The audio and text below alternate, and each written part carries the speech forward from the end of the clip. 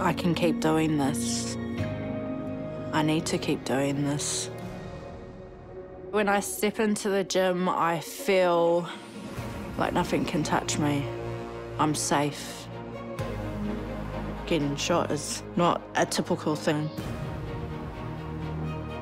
That was probably the biggest decision of my life, was to amputate my leg. My name is Jamie Nepia. I have been selected to represent New Zealand to compete in the WKA World Championship.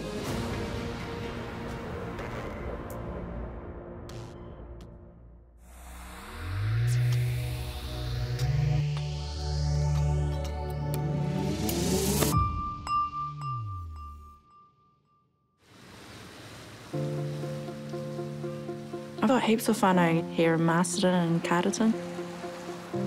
People are like, oh, who's that? I'm like, that's my cousin.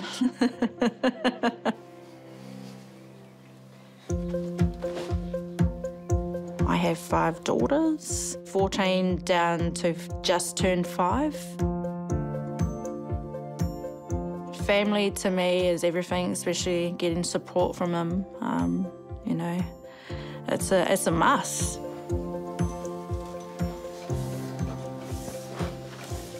I'm above the knee amputee. Been that for nearly 4 years. Got into boxing because I was getting really depressed looking at myself in the mirror and being like, look, you've got no leg is there anymore. You know, you put on quite a lot of beef. So I had to do something. So that's when I went into Undisputed.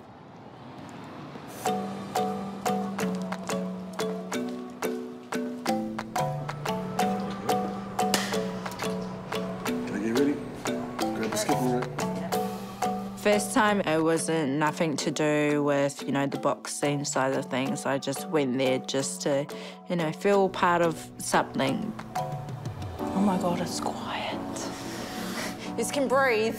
Yeah, everyone's getting shy. When Jamie first came in, she was carrying quite a fair bit of weight after losing her leg. So she was just doing a lot of workouts just to try and help her to lose weight. She didn't have crutches at the time, so she used to hop into the gym. All right, 93s, eh? Starting with 93 reps of burger killers. Just want to hear you guys crying. Basically, we'll do it as a team, starting from the top. With the training, Jamie doesn't get any special treatment. I told her, you're just going to have to do everything what the guys do. I'm not looking at you any different. Easy. 1, 2, 3, 4. 1, 2, 3. One of our workouts, which we call the 93s. We had a time limit. You had to get it done within 15 minutes. 4. It's tough to get it under 15 minutes. Is usually what a fighter has to get in. 3. But, you know, under 20 for one with an amputated leg, not too bad.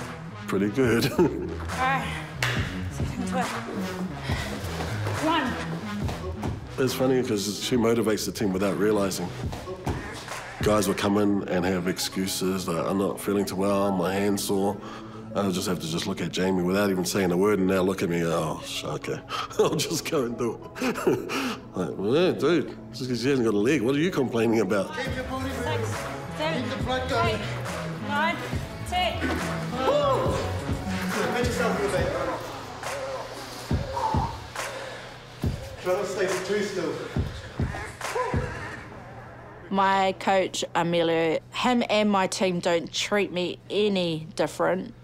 You know, I'm just like one of the boys. 50, 40s, we can do 30, 20, 10. Boxing's helped her, not just physically, but mentally. It helps everyone in the same way. It helps you to overcome quite a fair bit of challenges that you may face in life. And Jamie's faced quite a few. Hi, Mum. Am I? What are you up to? I don't ever see that. I've got something to show you. I saved these, and I know that you haven't seen them. Just the articles. I remember the day when it happened because, 1, it was my birthday, and 2, I was doing a night shift, and it was about, I don't know, 9:30 at night. I get this phone call saying, Deb, you better get to the hospital. Jamie's been shot. I remember waking up that morning, just feeling real sick to the stomach. Me and my partner at the time went to Mother Jo's house. I can remember coming outside and seeing the shooter just come in like a commando, just looked like out of an army. Then he started looking for my partner at the time with the shotgun. Mama Jo ran across the road. Then the shooter started to whack her in the back of the head with the sort-off shotgun. I've run across the road, and there I was shot, right here.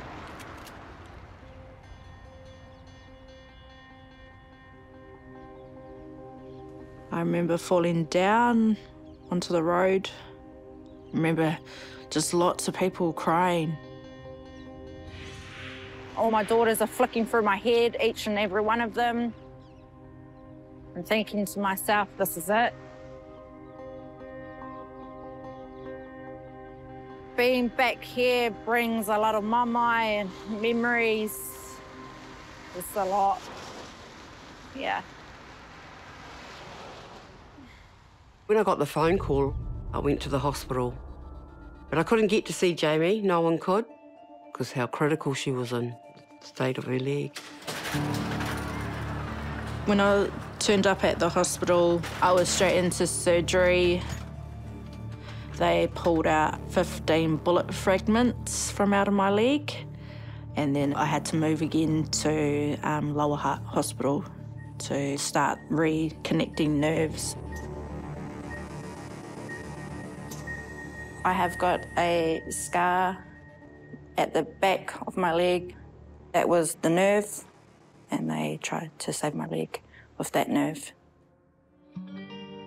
It was on the 7th day my nerve gave way, and I had to make a decision whether to go back into a 12-hour surgery and redo all of this again and hope for the best, or have my leg amputated off.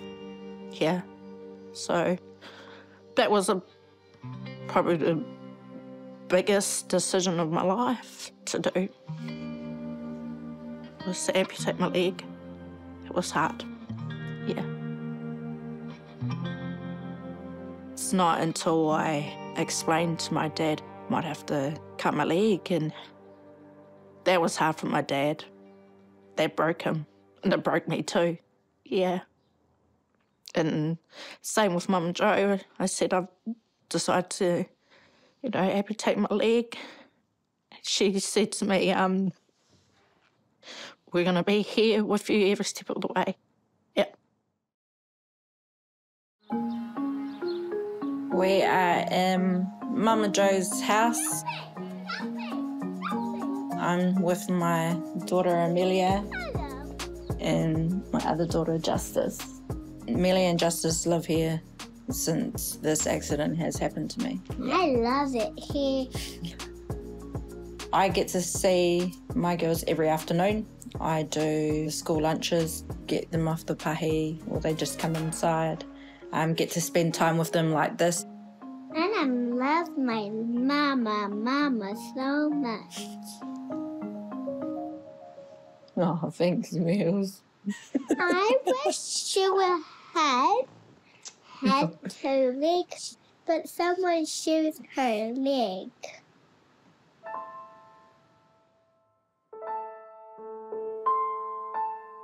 My journey through coming out of hospital to back home, it was dark. Wasn't really coping with the fact that my leg was gone. Yeah. I went for a depression stage. Yeah. Having just one leg was hard, but also seeing myself in the mirror was a big thing. Yeah. Yeah. Put on so much weight from all the pills that I was taking. Yeah. And, know, going nowhere, just stuck in a wheelchair. Yeah. Just didn't like myself. All you want to do is shut those curtains and block out the world. You don't want to know the world anymore.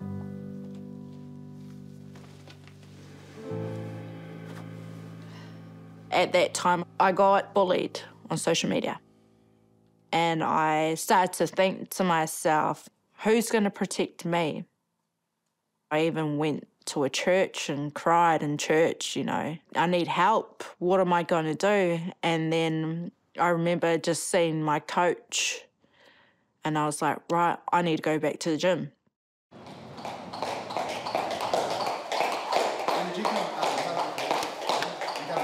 Oh yeah, grab a skipping rope. When she told me, Mum, I'm going to the gym, I'm like, wow, good on you. And then, I don't know, it might have been a month later, she says, Jamie says to me, Mum, I'm going to box. I went, pardon? She goes, yeah, I'm going to box. I said, are you sure? You know, you get one punch and you might be on the floor. She said, no, Mum, they're going to teach me how to do it properly. Inside. Come forward, double jab. Double it up, push them back. At that time, she just got her prosthetic leg, which was new for her. So basically, our first couple of sessions of training was just teaching her how to have a proper fight stance and walk in that fight stance. Okay. No! Yeah, and again, come forward. The challenging thing with a prosthetic leg is all in the balancing, you know, making sure that you've got both feet on the ground. Oh, nice, good work. Yeah. All right, have a rack. That's where it all started. A little bit of boxing, self-defence. Then it was, come and try out at this camp. Come on, come and try out. And I was like, oh, okay. So I tried out at this camp. Ready? Right down, not Go! I didn't really know what it was for until after. We need two more, He goes, oh, you've just tried out to represent Aotearoa. And I was like, what? Why would you do that to me? And he said to me, because I believe in you. You've got a lot of fight in you. I've got a big step to take to represent our country. I'm honestly proud that I even get to go. But also, I know in the back of my mind, I have to work very hard for it as well. I put in the hard yards. I have to. Defend her shots when they're coming forward. Try and slip them if you can, catch them, Yeah. and then counter straight away. Okay, ready? Okay. Let's go.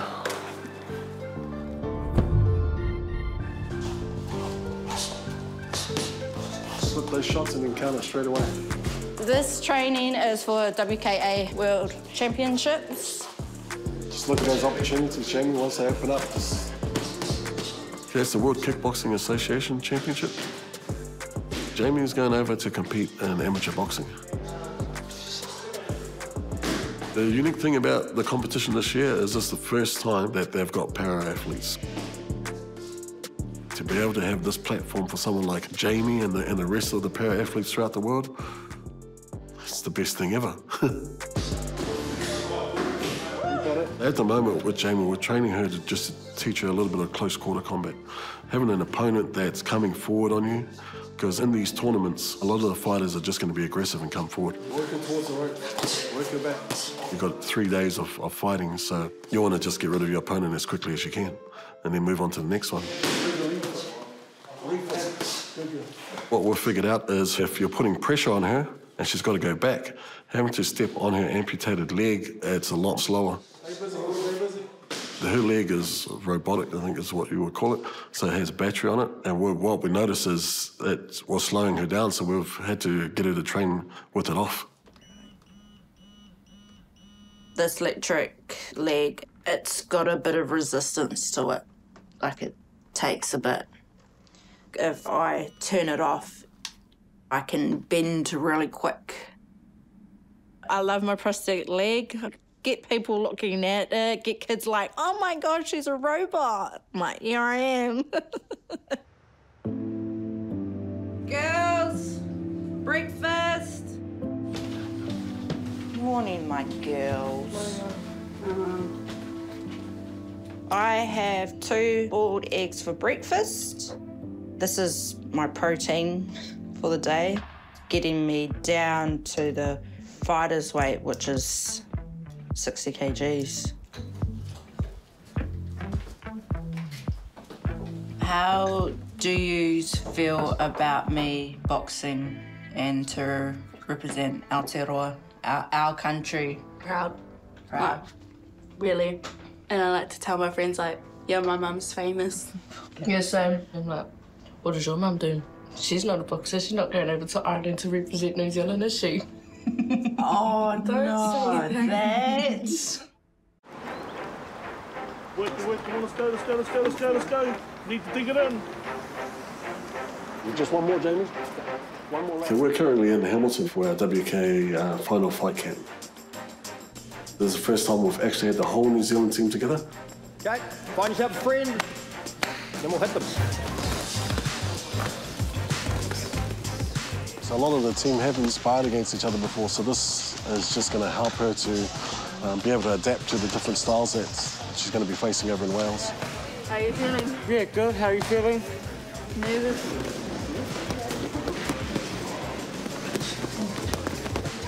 Sparring against Brad is awesome. He's an amputee, I'm an amputee. We've never fought amputees before, so that was a history in the making for both of us. With our New Zealand team, we have 3 para-athletes that are going over to compete. Brad's been fighting able-bodied people here in New Zealand. And the other one we have is Tane. So good to see a young fella like this be able to just put it out there against these able-bodied people. I was just excited, honoured when I get the chance to fight in Wales and to meet other people with disabilities. Going to Wales is going to change my life dramatically, but also it's just letting everyone know that we can do this sport. You know, amputees can do this sport. I want you to think about your tipunas and your family that have gone before you. We all come from different gyms, but at the end of the day, when we go over there, we fly one flag. We're Aotearoa, New Zealand.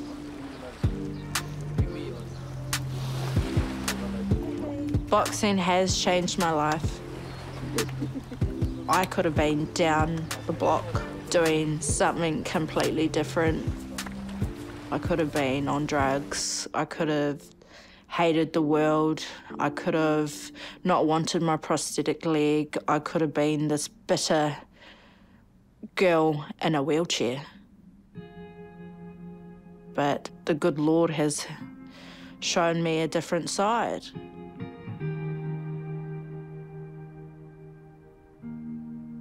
So this is my tipuna wall. The people that have passed before me, these are my protectors. We have my gran, my brother, my grandmother, and then we have our beautiful Pop. He's an inspiration, to be honest. He's the one that, you know, makes me think, need to push more. When Pop does see me go off to Wales, he'll be there in spirit, yep. He'll be cheering me on. Go, Hoppy. Go, Hoppy.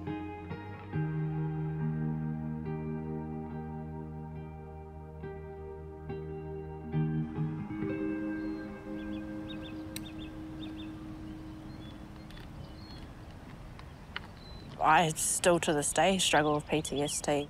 The loud sounds or door slamming, you know, you look back, someone rush up on me and give me a fright, I really take offence to it. Like, why would you do that? Because it just triggers everything. I come back to it. When I do walk, sometimes I like to go and stand up against a tree and listen to nature, listen to what's around me, and, you know, it calms my mind. And not a lot of people can do that, which is awesome to know that I can.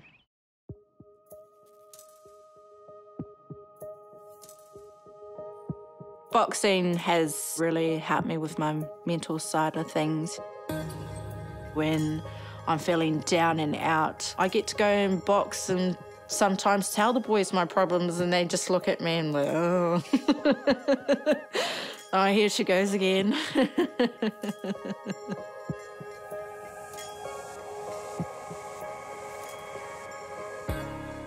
Jamie is, at times, hard to deal with. The biggest hurdle has been just the trauma of her losing that leg. It's something we've had to deal with during training times. But the thing is, with Jamie, she won't give up.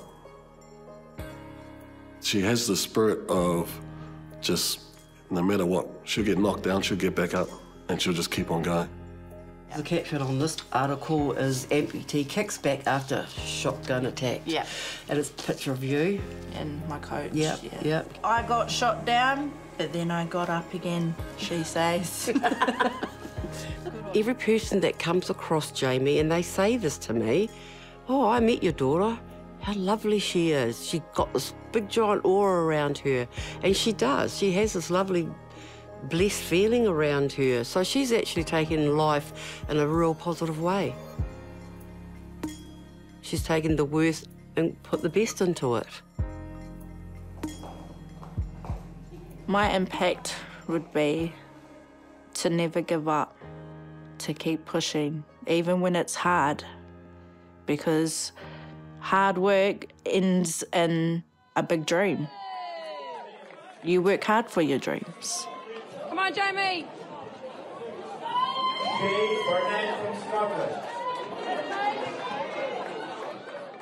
If I could say anything to the shooter, I would say I forgive you.